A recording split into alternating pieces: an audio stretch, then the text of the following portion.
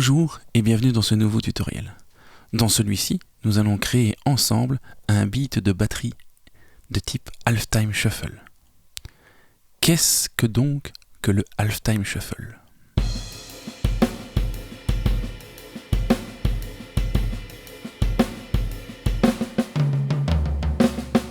Le Halftime Shuffle est donc une figure rythmique avec un feeling ternaire contenu dans une rythmique à 4 temps. Ce pattern a été popularisé par Bernard Purdie avec le célèbre Purdie Shuffle et revisité notamment par de nombreux grands noms de la batterie comme Jeff Porcaro, Dave Weckl ou John Bonham. Traditionnellement, il est écrit en 12-8 avec donc 4 groupes de 3 croches. Il peut également correspondre à une mesure de 4 temps avec chaque temps subdivisé en 3 triolets. Là, je sens que je suis déjà en train de perdre certains d'entre vous. Mais rassurez-vous, on va très vite zapper l'aspect théorique. Pourquoi donc écrire en 12-8 ce qui peut être écrit en 4-4 ? Je ne vais pas rentrer dans une explication rébarbative sur laquelle, en plus, il existe des discordances au sein des praticiens du solfège. Mais la réponse simple est par facilité d'écriture.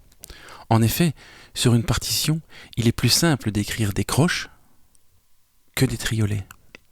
Mais pas seulement. C'est aussi une convention.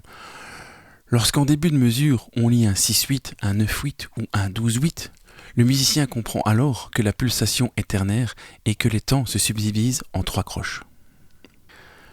Par souci de simplicité et pour rester en terrain connu pour la plupart des personnes qui vont regarder ce tutoriel, je vais le démontrer en 4-4 parce qu'au final, c'est le résultat qui nous intéresse.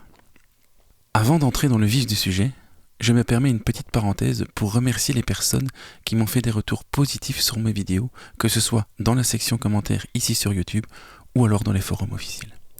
Au passage, certaines personnes m'ont même versé des dons sur mon compte PayPal ou m'ont contacté par mail pour me demander si j'avais un Tipeee.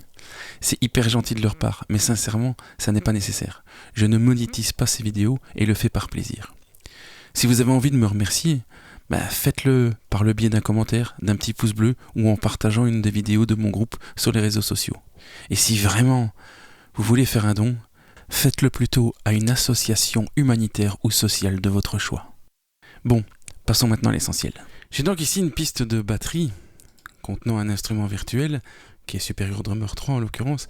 Je précise que peu importe l'instrument virtuel que vous utilisez, ce tutoriel reste toujours valide. Donc vous pourriez très bien utiliser Easy Drummer, Steven Slade Drums, Chak Poom de Vincent Sermon, que je salue au passage, ou tout un tas d'autres instruments virtuels ou de boîtes à rythme. Tout ce que je vais dire là est tout à fait adaptable. J'ai un item MIDI d'une longueur de 2 mesures que je vais raccourcir pour l'instant à une seule mesure. Et si j'ouvre cet item MIDI, alors je vais un petit peu agrandir, on voit que j'ai nommé certaines pistes. Donc si je reviens en mode piano, j'ai tout simplement double-cliqué droit sur certaines notes pour entrer un nom correspondant aux éléments de la batterie, et puis je repasse en mode batterie. Petit détail pour ceux qui se posent encore la question de pourquoi j'ai des boutons comme ça et pas eux, mais c'est simplement parce que c'est une config personnelle de Reaper qui est à disposition. Fouillez ma chaîne, vous trouverez que celle-ci est téléchargeable gratuitement. Je ne vais pas m'attarder sur l'aspect technique propre à Reaper de l'édition MIDI dans cette vidéo. Je vais vraiment me concentrer sur la création du pattern. Si vous avez des questions ou repérez des choses qui vous posent question, n'hésitez pas à venir sur le forum officiel et poser la question. Il y a toujours un thread par vidéo, donc on vous accueillera là-bas et on pourra vous répondre un peu plus en détail. Bref, continuons. J'ai donc mes éléments de batterie et je vais commencer par mettre la quantification d'une item MIDI en mode croche triplette pour avoir donc mes fameux triolets, 4 temps divisés chacun en 3 parties, donc 3 triolets. Je vais peindre des notes au niveau de la caisse claire. Ici, je vais réduire la dynamique de façon générale et on va déjà écouter ce que donne une continuité de triolets. Voilà, donc 12 triolets, rien de très excitant. Pour bien créer un pattern, c'est toujours intéressant de savoir comment un batteur l'aurait joué et finalement de comprendre les mouvements du batteur. Pour jouer ce genre de pattern, donc le Halftime Shuffle, le batteur va donc décomposer chaque temps en groupe de 3 et jouer les triolets généralement En tout cas, il y a plusieurs techniques, mais la technique la plus appropriée, à mon sens, est de la jouer de la façon suivante. Avec la main droite, main gauche, main droite. Donc droite, gauche, droite, droite, gauche, droite, droite, gauche, droite, droite, gauche, droite. Et de placer en deuxième coup, systématiquement, donc le deuxième triolet de chaque temps, est ce qu'on appelle une ghost note, donc un coup joué vraiment très faiblement, on touche à peine la peau.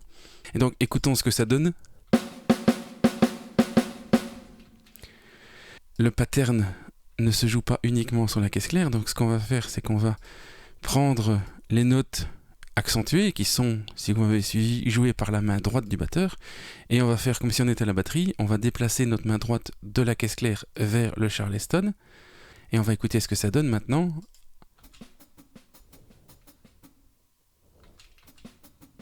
Ça va très faible, je vais un petit peu augmenter le volume. Voilà, voilà. Et alors, pour avoir un repère de début de mesure, je vais placer un coup de grosse caisse en plein début de la mesure. Je vais mettre ici en boucle d'une mesure et on va écouter ce que ça donne.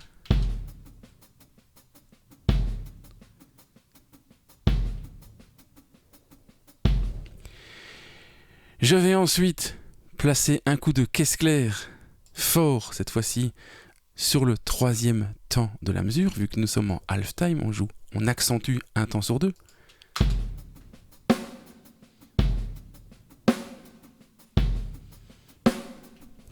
Et là, nous avons la base du half-time shuffle. Bien évidemment, pour le rendre un peu plus excitant, eh bien, on peut placer des coups de grosse caisse à des endroits différents, comme par exemple ceci. Là, c'est pas très joli, on va le mettre plutôt là. Alors, je vais dupliquer l'item ci-dessus. Je vais les gluer. Comme ça, j'augmente la taille de ma boucle.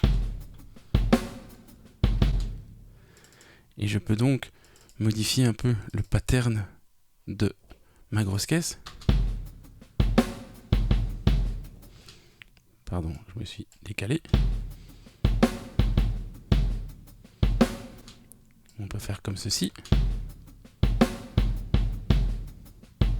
Finalement, le placement des coups de grosse caisse, vous faites un petit peu comme vous voulez. C'est voilà, c'est libre choix.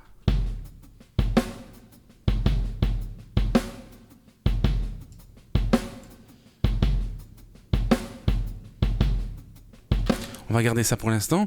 Alors, quand on joue du triolet, il est de bon aloi, surtout si on veut avoir un groove assez sympa, il est de bon aloi de toujours jouer un petit peu en retard du temps. Donc je vais maintenir Shift et je vais décaler légèrement mes notes, mais très légèrement mes notes sur la droite, pour donner un petit côté laid back, un petit peu en retard à ce triolet, qui est donc augmenter un petit peu le côté traînard du triolet.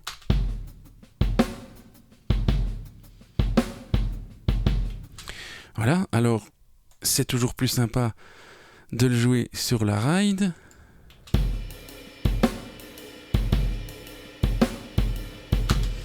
Généralement, c'est pas une obligation, mais généralement les batteurs jouent leur pied gauche en maintenant le temps pour avoir un repère bien précis des temps de la mesure.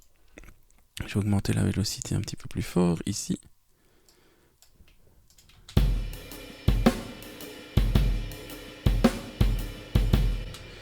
Et alors, pour rendre les choses un peu plus réalistes, je vais réduire la vélocité du troisième triolet qui est joué chaque fois avant le temps. Et donc la tendance, c'est que le batteur va avoir tendance à jouer ce triolet un petit peu moins fort.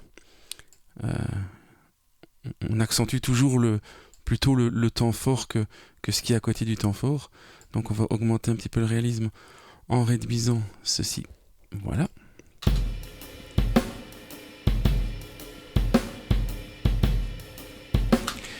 On pourrait également commencer par une crash.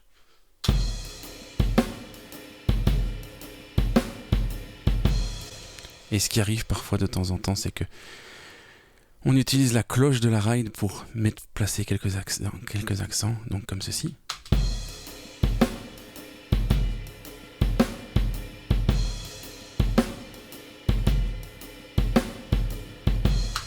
Je vais encore une deuxième fois dupliquer et reconsolider l'ensemble, replacer la boucle sur l'ensemble.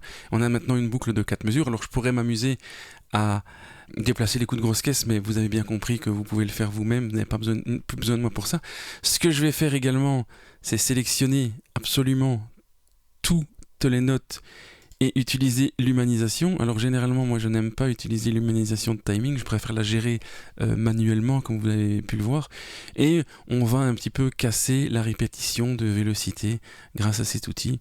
Donc on va dire par exemple 15%, même si 15% me paraît peut-être un peu excessif pour les ghost notes, donc on va faire 5% et on va à nouveau faire 5% pour uniquement les cymbales. Voilà qui est fait, on va réécouter ce que ça donne.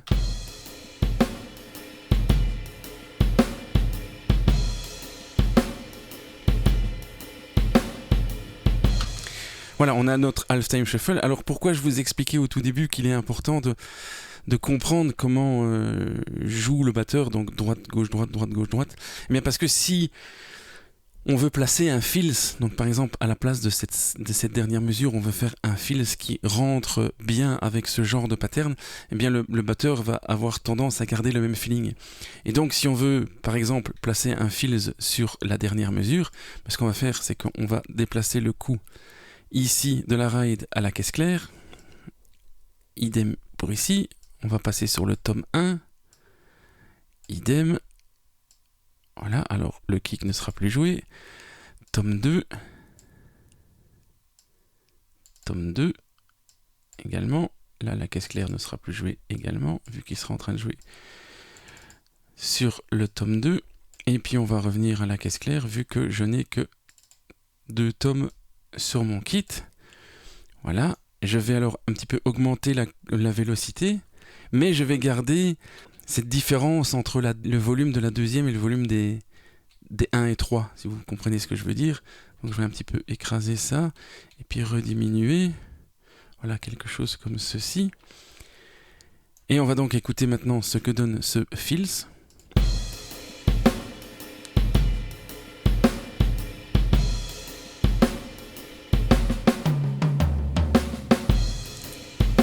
Voilà, on a donc un triolet, un roulement en triolet qui suit le même genre de feeling. Alors, si on voudrait être encore plus réaliste, mais généralement les batteurs, pas tous, mais c'est quand même une technique assez répandue, mais quand on joue une suite de triolets comme ça, on a tendance à mettre un flat sur le premier de chaque groupe de triolets. Donc un flat, c'est 2 coups qui se suivent excessivement rapidement. Donc c'est la baguette qui frappe finalement, les 2 baguettes qui frappent finalement quasiment en même temps. Et mais voilà, en plaçant un flat en premier, on a quelque chose qui donne ceci.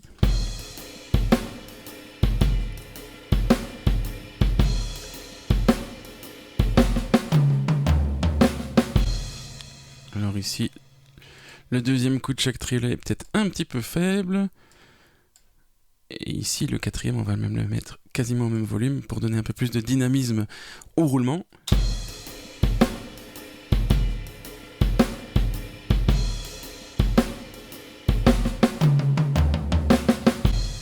Voilà qui est bien.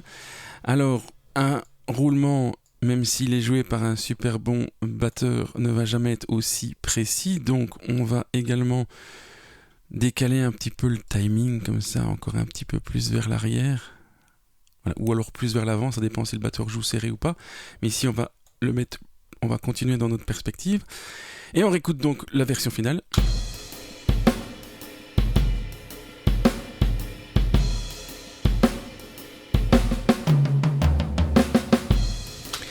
Voilà, et alors ce que j'aime beaucoup avec ce halftime shuffle, c'est que même à des tempos un peu plus rapides, ça continue de groover.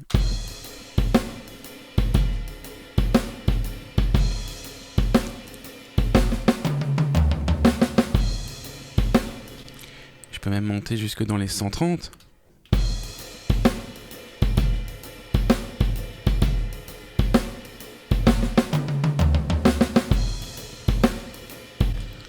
Alors ici, comme on joue un peu plus vite, on pourrait s'amuser à augmenter un petit peu la vélocité des grosses notes.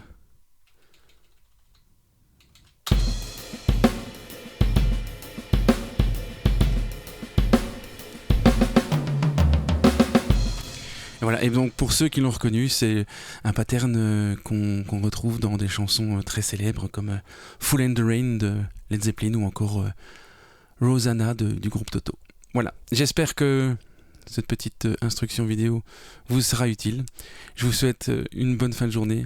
À la prochaine. Ciao.